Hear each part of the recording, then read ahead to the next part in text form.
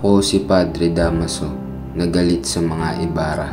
Si Don Rafael, ang ama ni Crisostomo, ay isang taksil na laging sumasalungat sa akin.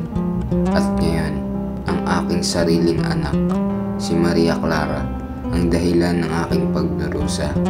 Oo, siya ang aking anak na ipinanganak sa isang gabi ng kasalanan.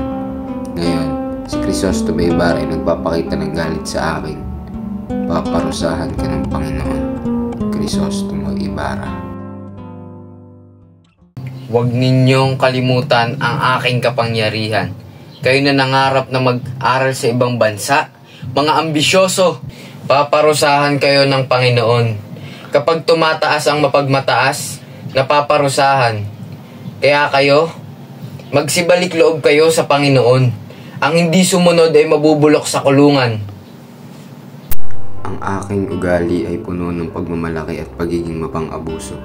Madalas akong magalit at mapanghamon, lalo sa mga taong hindi sumusunod sa aking mga utos o sa mga paniniwala ng simbahan.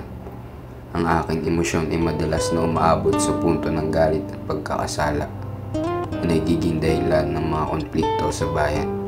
Sa aking pagkatao, pinakikita ko ang pagiging makapangyarihan at mapang-api ng mga praile noong panahon ng kolonyalismo.